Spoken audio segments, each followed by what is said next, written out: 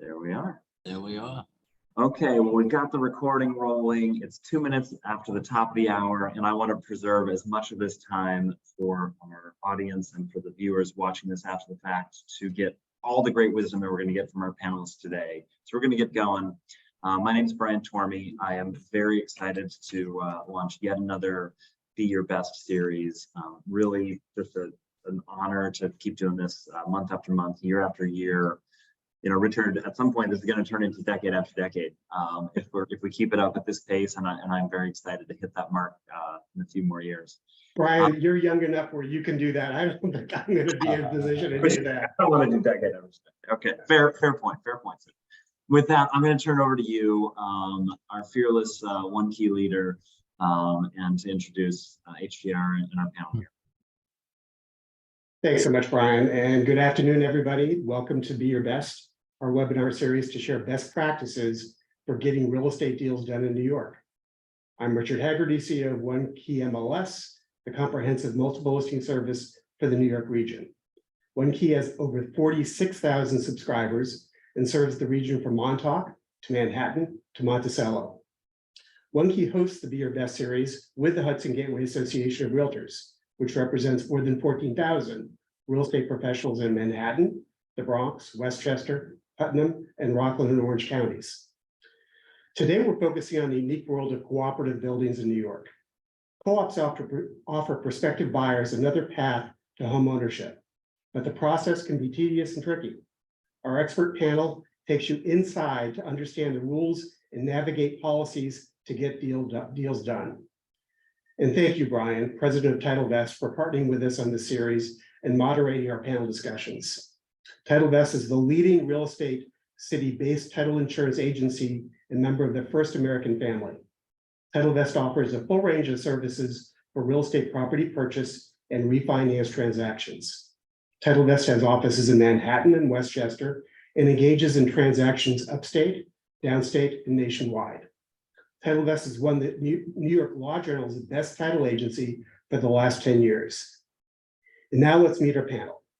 We're pleased to have with us Kathy Taub, who's the Senior Global Real Estate Advisor and an Associate Broker at Sotheby's International Realty.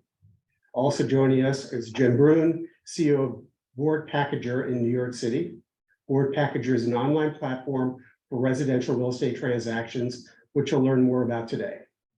And we have Rob Frankel, Managing Partner of Cohen & Frankel LLP, a New York City law firm specializing in residential and commercial real estate. Kathy, Jim, Rob, thank you so much for being here. And Brian, I'm turning it back over to you. Yeah, wonderful. Well, thank you for the great introductions. A few quick housekeeping things for our audience here today.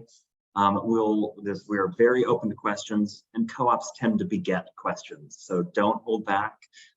Depending on what device you're tuned in on today, you'll have a Q&A option either at the bottom of your screen, two little chat bubbles hanging out over each other with Q&A below it, or possibly click at the top of the screen and it'll drop down.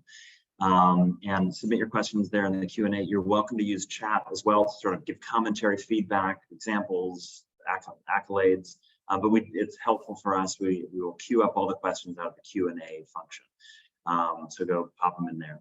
We're going to keep everyone in the audience muted today just to help keep the background noise to the minimum. But if your question does need some verbal back and forth, feel free to note that in the question. Otherwise, please use chat for commentary and stuff. And Richard, before we dive all the way into the questions, I'm going to come back to you for our stats and market moves. Tell us what you're seeing on the numbers. I know we had a really busy June, and July has been feeling a little bit more summery. Tell us what you're seeing in all your numbers. So, not surprisingly, the numbers aren't great. And we're starting to sound like a broken record. We're saying the same thing pretty much month after month. If you're looking at Westchester, the second quarter, and I'm focusing right now on second quarter numbers, down almost 27%. Over the previous year. Putnam 19.5%, Rockland 19%. It's really a mirror image. Orange 19.7. Going out to Long Island, you're looking at numbers that are very similar: 27.5 for Nassau, almost 25 for Suffolk. Yep.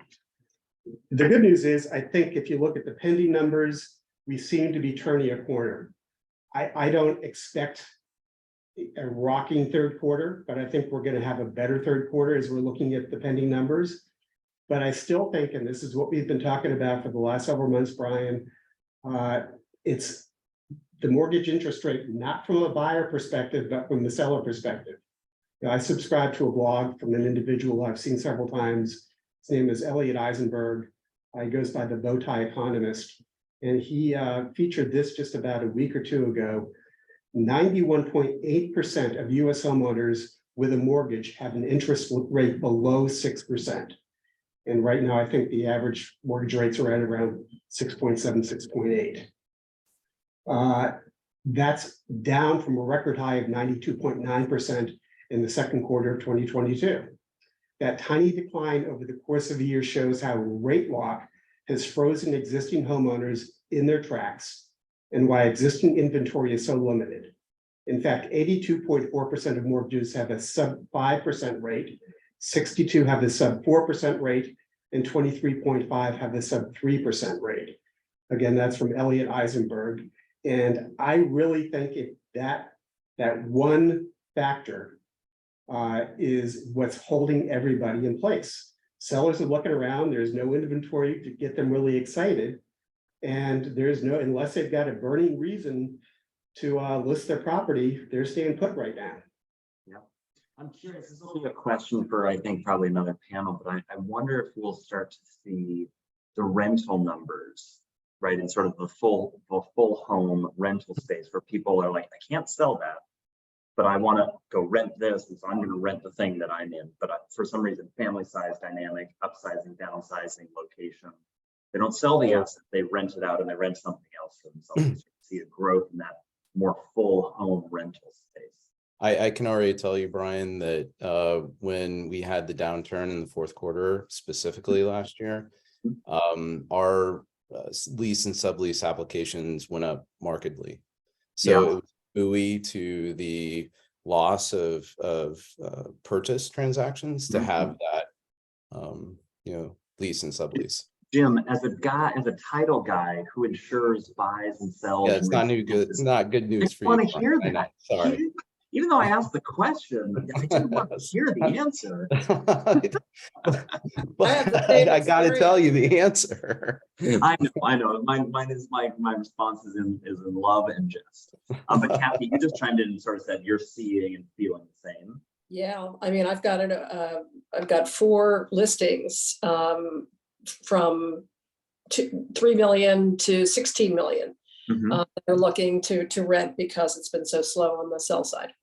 Yeah, right. Yeah, I think we're going to see some of that. Well, Richard, before we dive into our co-ops, because I do really want to interest it, we do have from Nancy Rondon. We have a question about: do you have any on the numbers you shared? Can you drill down a little bit into the Bronx within New York City?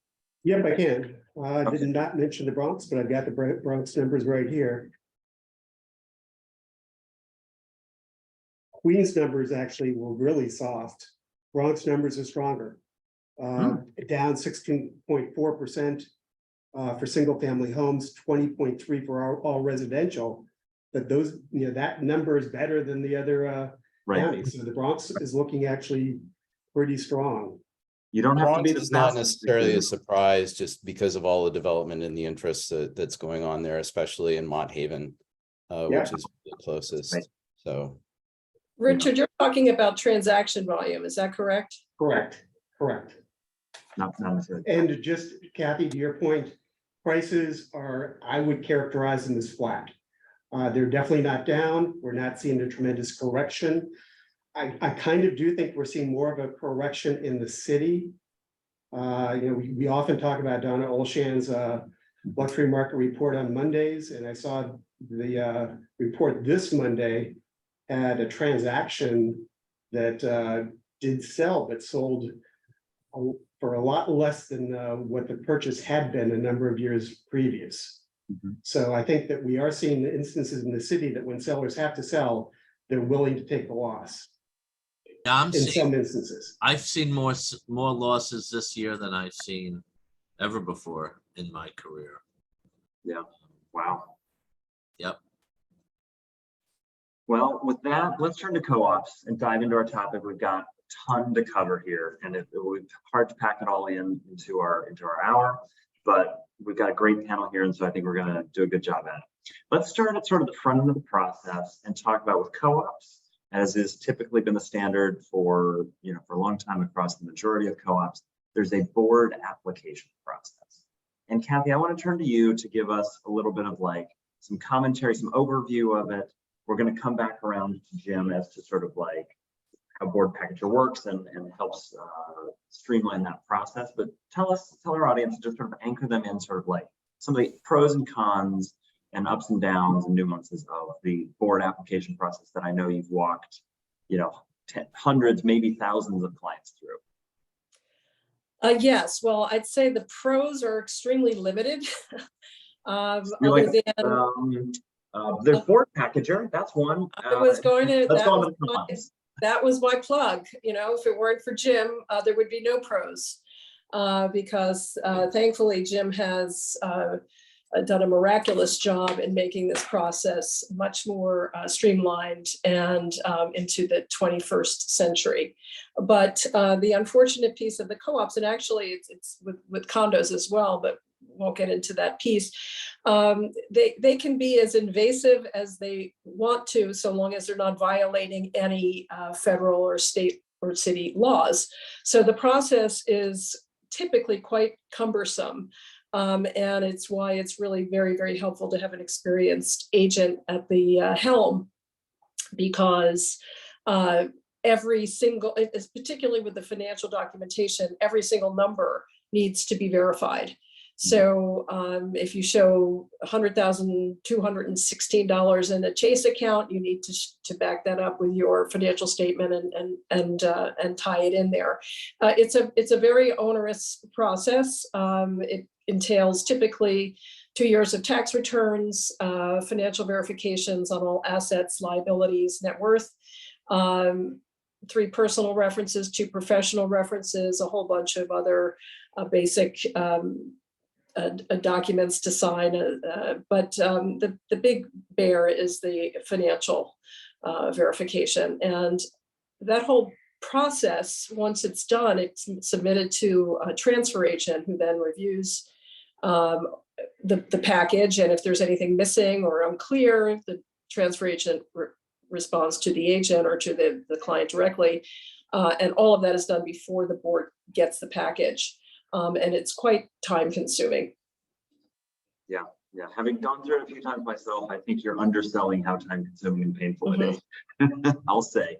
Well, Jim, tell us a little bit about Board Packager and what it's done to sort of create a different process. I haven't bought a co-op since Board Packager, but I almost wish I had. So tell us a little bit about Board Packager. Well, we got started to really provide a digital secure solution to what was, and still in some instances is, a paper-based process, not only the applications themselves, but the checks, of course. And so we really focused on 3 different aspects. And this is for co-ops and condos as well, because condos have much the same application process. It's just you do not have the interview, right? It's a right of first refusal for condos. With co-ops, you have the interview and then you go on to close if you're accepted. But it is diligence. So everything that you need to know and your attorney needs to know, Rob needs to know, on a building in terms of the financials, offering plans, amendments, budgets, proprietary leases, fees. So who pays what, when for transaction types, whether it's a purchase, a lease, a sublease, etc. And then who to contact at that management company for whatever type of issue you have, plus all of the applications. So as I mentioned, purchase, lease, and sublease, but we also have lease renewal and refinance and transfer and alterations now we're doing, because anything that is involved with a board approval, has to really come through us, or does come through us. And much like, Kathy mentioned, it is a laborious process, but having one central location repository for you to actually preview an application before you initiate, so you know exactly what's required. Then initiating that application and filling it out digitally, uploading supporting docs, signing within the platform. We also offer e-notary services for those documents that need to be notarized. And then paying all your fees, whether it's a fee due the building or a fee due the management company, before you submit. So then you know that all those fees are paid, the management has received them, the transfer agent reviews, and then sends to the board. So presently we're in a little over 3,400 buildings, around 330,000 units in the 5 boroughs, some in New Jersey, some in Connecticut, and expanding South Florida. Okay, keep expanding. Hillary Brazell DeLeese has a comment in the Q&A, which I'll share, which is, if I summarize, it sort of says, in some instances, she'll get a different answer on something like a finance requirement or as a percentage or something from the transfer agent versus the website. How does that process with sort of the transfer agents validating their information onto board package or work? And is there sort of, Sure. yeah, go for it. So we rely on management because we are the direct connect from management to the applicant, to the broker that's assisting the applicant, to the attorney. So when we set up a building, we get all of their policy information, documentation, contact information, fee information.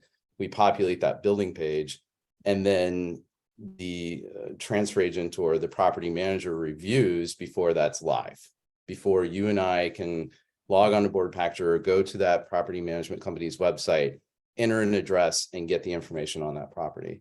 When things change, then it's incumbent on the property manager. They have a little button that says edit building, and they can change anything on that page, right?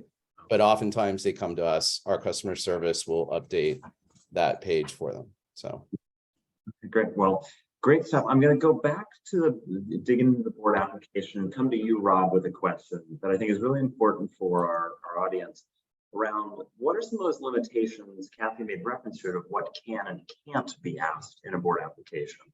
And it may not be actually in the written application, presumably, but it might be a supplement or a question or in the board interview, those kind of things. Can you give our audience some guidance on that? Yes. So a co-op is a private, so let's just legally take what a co-op is. It's an apartment corporation. So it is a private corporation. And a co-op is allowed to, the board of the co-op only has to abide by the federal civil rights laws, which are, they can't decide an application based on race, religion, color of skin, sex, or national origin. All other factors are basically okay. In fact, there's been a tremendous amount of litigation over the years regarding board turndowns, as one would imagine, and co-ops have been found to be able to price protect their units and turn down an applicant based on the price of the contract. That's legal. And just to let's spell that out. Essentially, the applicant is otherwise all good fashion. The only thing the board is sort of saying no, thumbs down to, is the price that the seller agreed to sell at. That's correct. What they're saying no correct. to. So federal civil rights are the only area of the law that the board has to watch out for. They can ask financial questions. Another area that has been litigated tremendously is the financial disclosure requirements. If somebody is buying a trust or an entity, or is a very complicated financial package or picture, the board is allowed to ask for document after document to get explanations, to find out, to see a trust and to see what trustees can spend money on, do they have the authority not to pay the maintenance if the trust doesn't want them to pay the maintenance? All kinds of financial disclosure have been litigated, and it's very broadly, the co-ops have won most of that, and they're allowed to ask for financial disclosure. So many a time we point that out to very wealthy people that have complicated financial packages, that, you know, co-ops can ask where this money or that money is, and you know, maybe even get appraisals on assets. I have seen it go in a lot of different directions, and typically buyers don't want to have to do those things, but they are forced to. Rob, aren't there additional protections in under New York City codes that co-ops cannot discriminate based on sexual orientation or legal job status? Yeah, well, I mentioned sex. Federal civil rights is race, religion, color, sex, and national origin. But sexual orientation also, besides gender. Oh, yes. Yes. Yeah. And also it's interesting because co-ops can discriminate against, they can say you can't have a dog, although now there, if a dog is, if a applicant has an emotional disability and needs a dog, that they cannot discriminate based on that, correct? Correct. Even though there's different levels of certificates and licenses to have that dog as a disability. And if the co-op really wants to play hardball, it could ask for the most onerous requirement. So there are different thresholds of that disability, of needing that pet. Yeah. Yeah, boards are, it's a private country club, and they want to, you know, depends on how they're going to filter their applicants. Some are tremendously filtering. Some boards have an all cash requirement and that they don't allow financing. Some boards have the maximum I've seen is 80%. Some boards have a 50% requirement, 25%, 70%. Subletting is another area of contention with co-ops. Many of the more prestigious boards or higher end boards want their people to live in their units and do not want them to be used as second homes or third homes. The problem is it's very difficult often to find out exactly what the co-op wants in terms of financial requirements. So I wanted to get into this area, and with you, Kathy, and Jim. So Jim, Rob, maybe you could bug the boards for this. Every good lawyer has a questionnaire. right? And when we get a term sheet from an esteemed broker like Kathy, it has the terms of the deal, the basic terms: purchase price, closing date, maybe financing, inclusions and exclusions of personal property, the names, the brokers, the managing agent. And when I'm a buyer's attorney, I mean, one of my most important functions is to do my due diligence on that building quickly.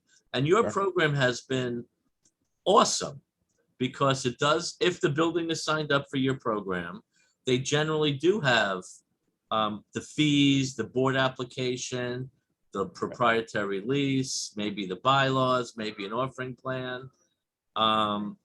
And it's awesome to have that at my disposal, because sometimes the brokers get it to me quickly. Sometimes the brokers don't get it to me quickly. And sometimes the brokers don't get me at piecemeal. And so it's beautiful to have your program that has its content. Why I don't know, each board every 3 months or 6 months to make up some boards have a generic questionnaire for a bank, because a bank questionnaire is a little different than the attorney questionnaire. The bank questionnaire when they decide on lending, does not have the policies of the building, pets, sublease. It doesn't have a lot of the things that are on my questionnaire or the lawyer or a buyer's questionnaire, because a buyer wants to know these things. The bank is more interested in if there's a sponsor, reserve fund monies, insurance. Occupied, all that. And I'm more interested in capital improvements coming and assessments and maintenance history and policies.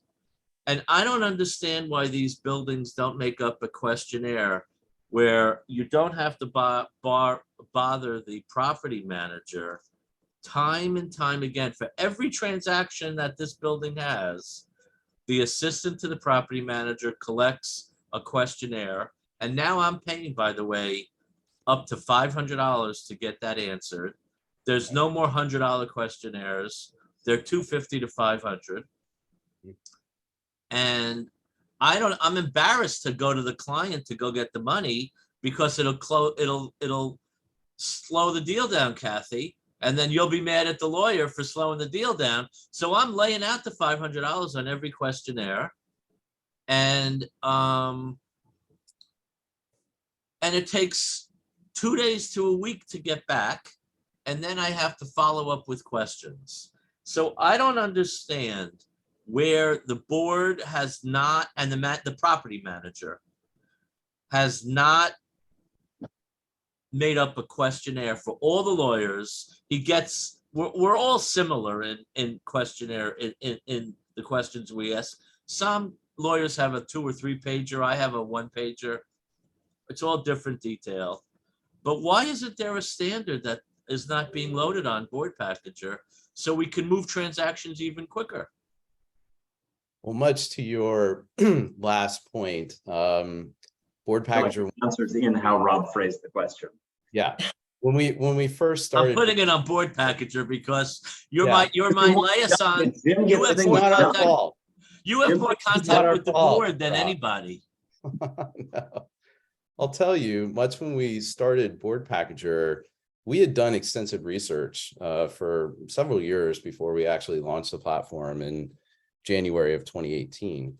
And we had come up with our own set of standardized applications: purchase, lease, sublease, whatever. You say, yes, attorneys have standard questions, basically, much like boards have standard questions on their applications, but they're phrased a little differently, or somebody might have this one little additional question and what have you. And boards, now this is for applications, not necessarily for your questionnaire, but boards have paid attorneys to review these applications, and they did not want to use our standardized applications, even though we had encompassed like pretty much everything there is to ask.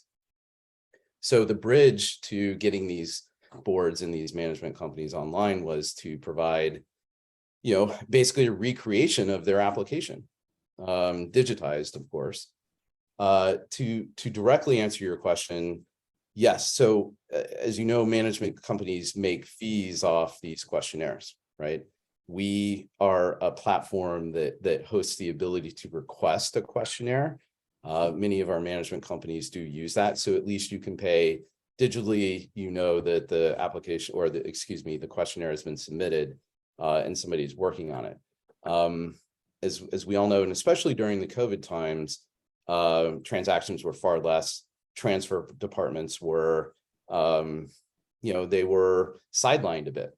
And so management companies didn't have the staff, especially in the upturn that we saw late in 2021 or 2021 specifically, they just weren't staffed for it. And so a lot of these guys wear multiple hats, and they're just really trying to field all these different questions and review applications and bank questionnaires and all this stuff all at the same time. Yeah, that's why it takes a week for them to get back to me with a completed questionnaire.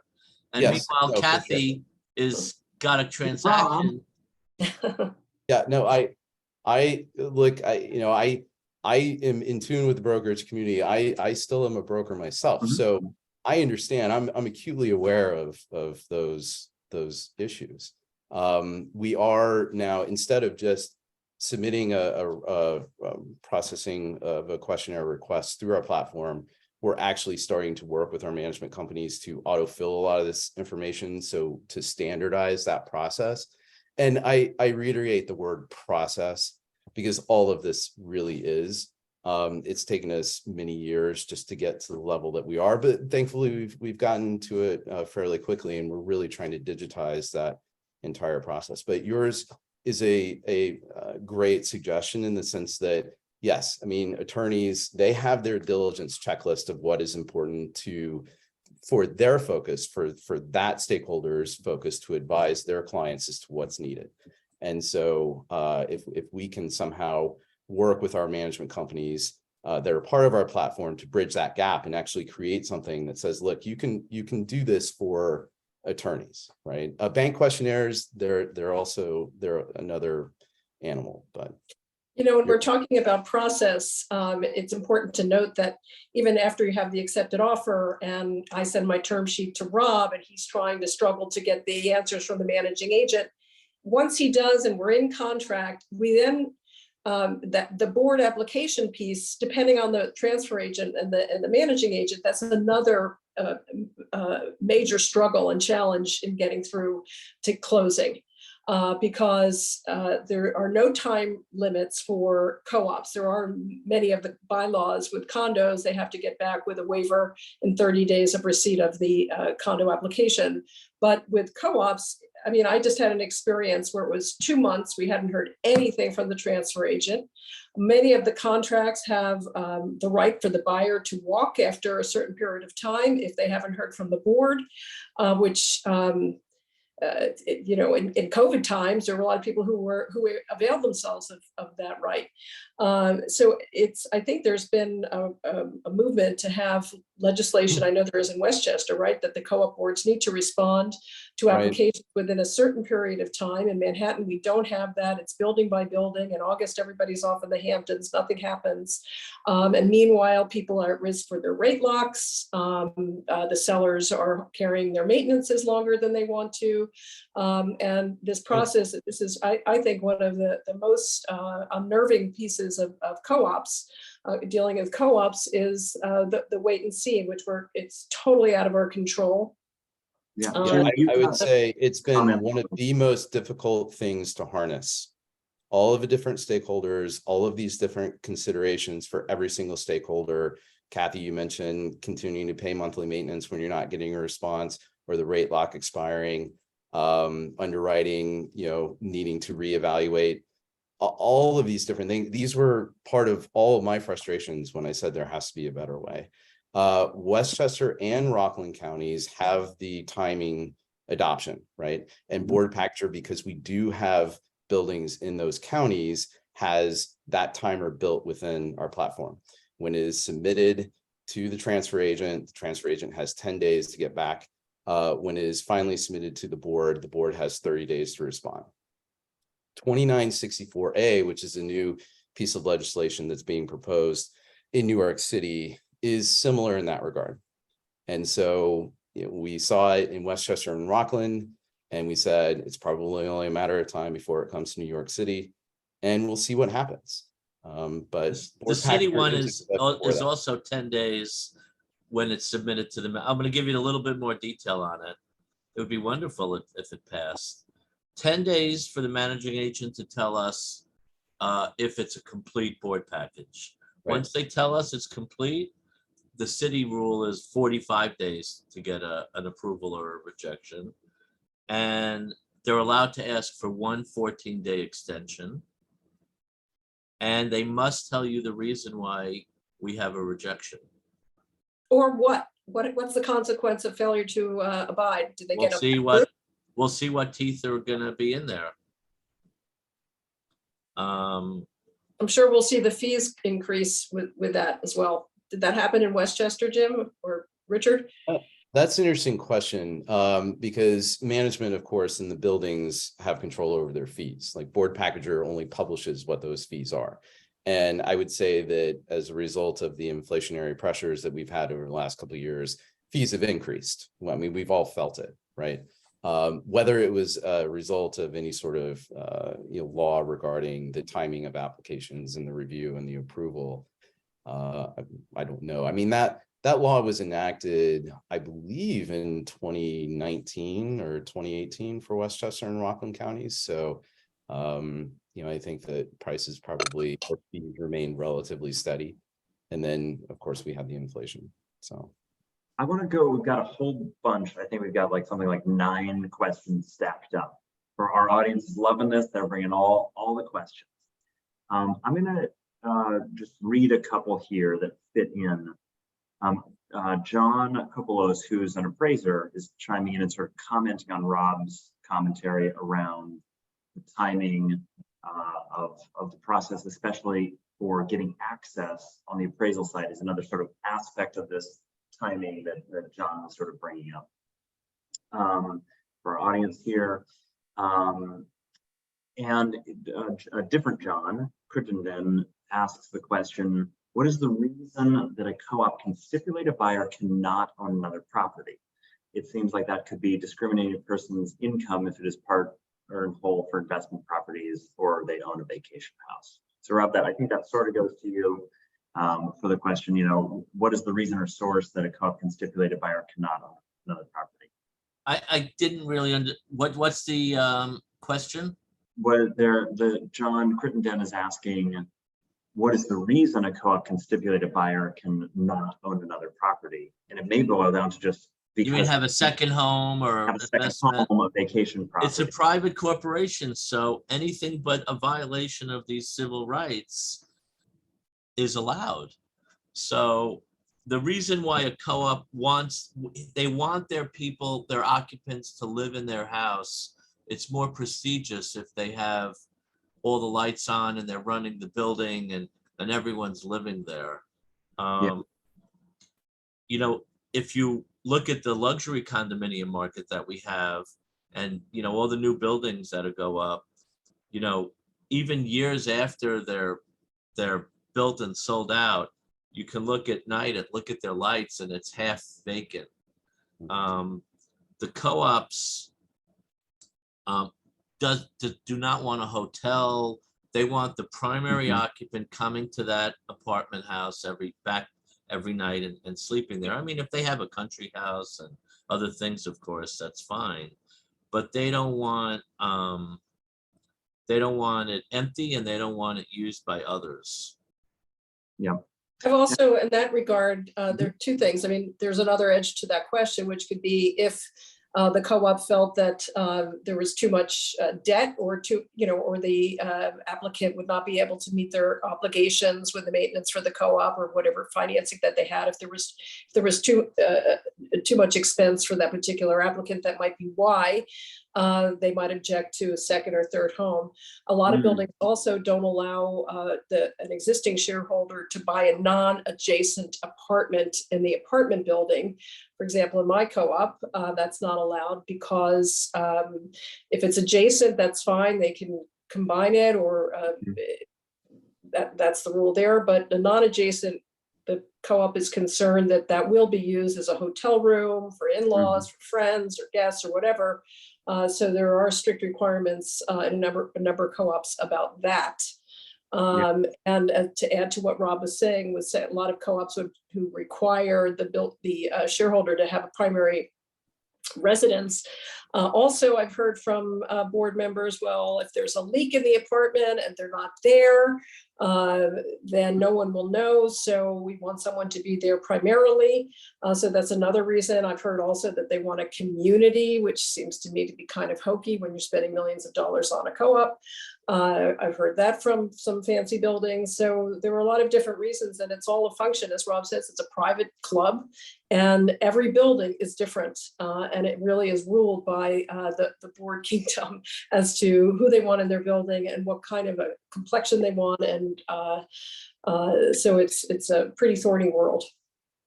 Yeah. Brian, can I chime in for a second? Yeah, please go for it, Richard. Yeah. There's been some mention of some of the counties that have adopted regulations concerning the co-op approval process. The Westchester law is, I think, still a work in process. because it did have unintended consequences. What happened is a lot of co-op boards raised the minimum requirements once the law was enacted, and that's not necessarily solving the problem either. I think what we all have to focus on, and I've lived in co-ops for about 40 years, and I've owned my current co-op on the Upper East Side since 2003, is everybody who is a shareholder in a co-op wants to maintain or increase the value of the co-op. So if that's everybody's primary goal, it makes sense that we finally embrace the fact that the whole process has got to be updated. I mean, Jim has made huge strides, but we've got to elevate it even more, because if we don't, the politicians are going to step in. I think that co-op transparency legislation in New York City is probably going to happen sooner than later. I was at a legislative session up in Westchester on Monday, where a state senator, Shelley Mayer from the Yonkers area, said she's going to be sponsoring legislation to create a co-op ombudsman, because she gets so many complaints from her constituents about the boards. And it's extraordinarily frustrating if you're a seller especially, and you hit these roadblocks on a consistent basis. So I think it really is a question of making sure everybody understands that the process has to be streamlined if co-ops are really going to maintain their value. And to me, it just makes sense. But we also, I think, have to have some education at the board level. I've been on my co-op board. I've served as a board member. I've served as president.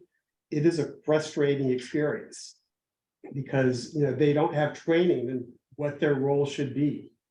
And I think that everybody's got to step up to the plate and start to recognize that co-op boards do have a place in this process, but it's a limited place, and it's got to be structured so that everybody understands the bottom line is maintaining the value of the co-op and making sure the co-op functions effectively and efficiently. Well, that's my 10-second spiel that lasts a little bit longer. No, it was great. And I'm going to comment on something else, right? There's sort of an adjacency to that. Things change over time, right? And there's a need to adapt and adopt new processes, new procedures to meet and keep things moving in the way that the new landscape represents, right? If you constantly keep trying to march this direction and something grows up in front of you and you need to walk around it or take a different path, if you don't, you're just going to bang into the thing, and it's just going to, you're not going to be successful in your pathway. And I think we've seen that in a handful of different places, right? So one aspect here, right, and Jim, I'm sure you have stats and could speak to the user base wanting to not create, right? Last time I bought a co-op, I had to create 7 binders, like big spiral, 3-ring binders, and like this huge paper process, right? And I'm sure, we could all sort of speak, or Jim, you would have stats around like adoption of the more of the digital, right? And that directionality, it's the same process, just moving it into a digital fashion, which creates security. Jim, you answered the question in our Q&A here, but there was a great question from Leah regarding the security of this information, because Kathy, as you said, this is like your whole financial, it's everything all packaged up. It's, and it it's used your to be entire life. It's like college, talk about a security risk, right? Names, audits, bank account numbers, bank account balances, your banker name and phone number, right? Like your home address, who are your references, who are your family members, your dog's name. Because I'm like, it's every tidbit that I could think if someone wanted to go do some identity theft. And you just did a nice job of packaging it up for them. And so, Jim, you've added through Board Packager a ton of security. You had a lovely note. Anyone can go see it in the Q&A on Slack too, and sort of all the protocols we've built out. So that's one kind. We've needed to adopt to go digital. We've needed to adopt to create security in the face of all these other pressures. Richard, part of what you're talking about is this adoption of process flow to help keep the co-ops relevant in a competing landscape market, right? And we're seeing, I actually was corresponding with another attorney this morning on a 2-unit co-op transaction. And he was asking about Eagle 9 insurance, which is title insurance that's applicable to a co-op transaction. And while historically, a lot of co-op transactions have not gotten that product, they've gotten a co-op lien search, an uninsured lien search. Now we're seeing, you know, a strong increase in percentage of transactions and attorneys and participants getting Eagle 9 coverage for the many reasons. I won't turn this into an infomercial. But what that means is that it now needs to be part of the conversation with the consumer on behalf of the attorney, or maybe it's their real estate agent telling them, saying, hey, this insurance is available. And it's now becoming commonplace if you don't share that information with your Brian, maybe you can explain what the Eagle 9 is for those. Yeah, people? I mean, I don't want to sort of turn it into like an infomercial, but I appreciate that, Kathy.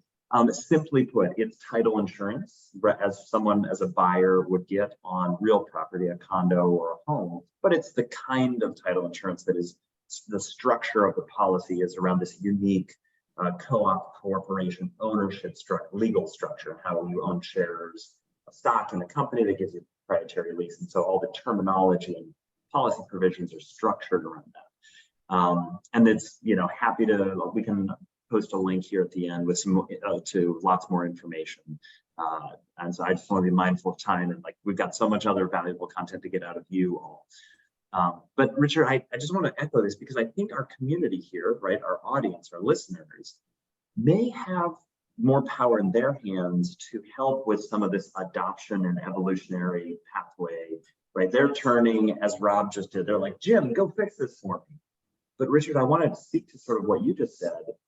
And actually, I think our audience has a lot of the power because they have connectivity to either the co-ops or to their clients who are the sellers or the buyers, and into their politicians in sort of all these different ways. They can help sort of raise this as a set of topics of like, hey, this needs to be addressed, and have this become some of the community talk track in a way that allows it to be better understood. And through that understanding probably leads to change, right? Like probably as people continue to learn about this.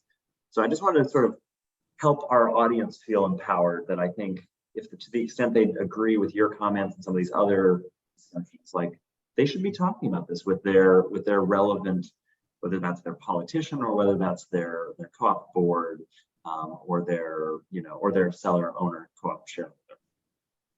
So can I add one thing as a follow-up to what I said? Yeah. I don't want the brokerage community to be really bummed out as to my pessimistic outlook as to a property manager filling out a questionnaire. And as I've practiced longer, I guess they've recognized, some of the law firms' names, and sometimes we get our questionnaires back a little bit quicker. And also, if Kathy said to me, I'm in a bidding war and I can get you a contract today, can we sign by tonight or worst case tomorrow morning? I don't want to say that I'm going to wait for a questionnaire. So what I do in those circumstances is call the property manager, and I do get them on the phone, and I do have a discussion with them about the building. I have my questionnaire in front of me. I make it a little bit more interesting for us. I'm doing this a long time, so I make it a conversation rather than just run through the questions. But I get what I need, and I go back to the client. Now, the bad thing about that situation is once in a while you get misinformation from a managing agent. I won't have it in writing. It'll be my notes and my speaking to a client. But, if we're in a very competitive situation, I do that. And I do it, I have to drop everything I'm doing and do it that day, negotiate the contract, finish the due diligence, and sign. So it is possible, and I do it. So I want the brokers to know that their lawyers there is a faster way to get a deal done. I can't do every deal that way because it's only me, and I'm not going to allow. Oh, you're Superman, come on. I'm not going to allow, my partner I know does that as well. Many associates, it would take years to get seasoned before they would be willing and able to do that as well. I think, So, Rob, to echo that, like and that's sort of a good moment here. Co-ops are this complicated thing. And we, with 9 minutes left, we will not get through all of the stuff that we possibly could on co-ops. But they're so complicated that it really does matter what professional you work with, right? Oh, And more than in any other area of real estate, by far. yeah. And I think, we do a lot of transactions with clients from across the country. And so we are, operating in 44 states and DC, and my operation sees tons of complexity in many other markets. And I will say, I think that when practitioners from other spaces sort of come to understand some of the complexity of co-ops, it almost feels like a unanimous agreement amongst anyone I've ever talked to from other markets that comes to understand co-ops, that co-ops take the pie, right? Take the cake as it relates to the level of complexity. And so I think that leads to this sort of like why you need a co-op professional. And I've got a couple other Q&A things here that I'll mention, because I think it comes to our panel as to why this, people have already been asking for some of your contact information in this thread here, which is if you're handling a transaction, if you've got a buyer or maybe a seller, a possible listing, and co-ops aren't your area of expertise, that may be that moment to go partner with someone like Kathy, who does understand those nuances and can help guide you and the seller or maybe buyer through that process in a way, because it really isn't. And then similarly, make sure you're using a talented, knowledgeable, well-resourced attorney such as Rob. You should just use Rob, I think. And then leveraging the technology out there like Board Packager to be getting the advantages that you can have. A couple quick questions I'm going to try to knock out quickly, and I'm almost going to ask them in a way that, like, Jim, correct me if I'm wrong, but you said you do cover Westchester, Rockland, and some other counties outside of New York City as well. Yes. Excellent. And then I'll just mention for our audience, there is actually some interesting chat commentary that's been happening in our Q&A function that I think the audience can also go see with a couple people. Catherine Hahn and Hillary Brazell DeLise have had a number of examples and commentaries, things like Hillary said, co-ops and condos have also used the reason for wanting people to live in the building that they want people to be future board members and feel that they've got full-time shareholders who are more likely to participate in building management. And a handful of other great comments. Hillary has some comments here on some of the reasons for Eagle 9 title insurance. And I think I can pause on the Q&A and come back to some of our topics. We've only got a couple minutes left, and I'm not sure what I want to jump to, but I feel like I'm going to leave off the local law 97 because that's a whole other subtopic.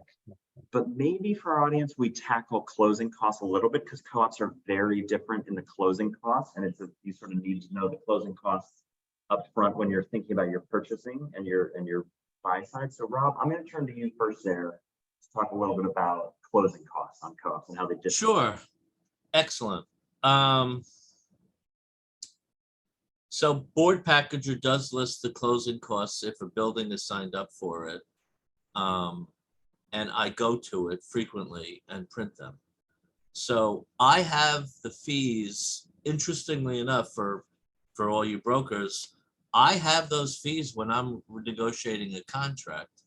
Typically, a seller's lawyer may put a broad clause in there and says anything but a move out fee, buyer is paying, or, sometimes the term sheets are more detailed and they deal with some of the closing costs. Flip tax is a popular closing cost that I would like to see negotiated by the brokers 100% of the time. Unfortunately, it's probably closer to 50 to 70% of the time. Some brokers, believe it or not, miss that there's a flip tax or a transfer fee of a few months of maintenance, or a fee of that nature, a working capital fund. It's typically more popular in condos, but there are some built co-ops that have it. Those are what, and if it isn't Board Packager, probably more than 50% of the time, the board puts the fee on one side or another of the parties. So they may put the flip tax on the buyer or the seller. I In would the say real, it's typically on the seller. in the real world, Jim and everybody else here, that's a negotiable point. It's not by law. It's the No, board just put it on a piece of paper and said, you know, we normally want the seller to pay for it. So when, I'm sure Kathy can speak about this a lot more than I can because she negotiates more of them than me. But when she's negotiating a deal, flip tax, price are hand in hand, and depending on the parties and the weakest link and where she can get a deal, that flip tax is going to be maneuvered. You can opine, Kathy. What do you think? Yeah, so I mean, interestingly, with flip tax, it helps us, like the board will always have in their it's usually an amendment to the proprietary lease, who pays it, you know, seller pays flip. And so it helps if I'm representing the seller, if it's a seller flip. Doesn't mean I can't negotiate it or that the buyer's agent can't negotiate it, but it gives me a stronger position when the board has said this is a seller flip, or they have on the application, they'll typically say seller fees and buyer fees, and they'll indicate which party is responsible for the flip tax. In my building, actually, the application just says flip tax 2%, so it's fully negotiable.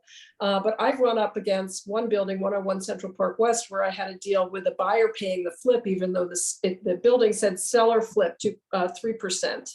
And we had the buyers, part of the negotiation, agreed to pay the flip tax.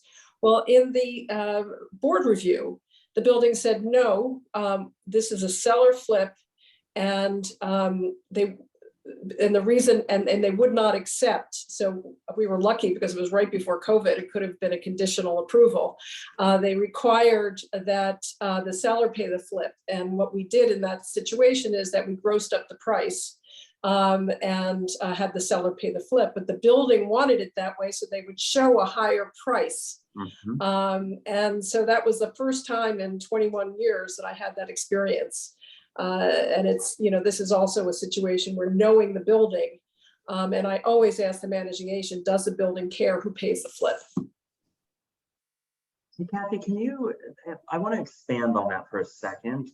The comment you made about the board wanting there to be the price sort of show higher on the record.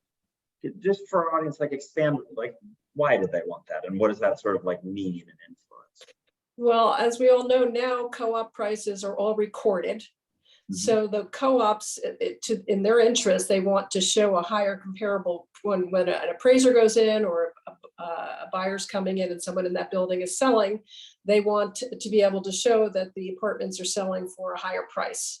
So it's really done for comparable purposes. And I just want to put in a couple plugs because it seems like it's been very negative about co-ops, which is that, you know, they are anywhere from 15 to 25% less expensive than condos for a variety of reasons that we don't have time to get into now. And many, I think it's still like 70% of the inventory in Manhattan is co-op. So, you know, a lot of times if you want to live in a certain neighborhood, you really don't have a choice as to what product you want to buy, particularly in pre-war buildings.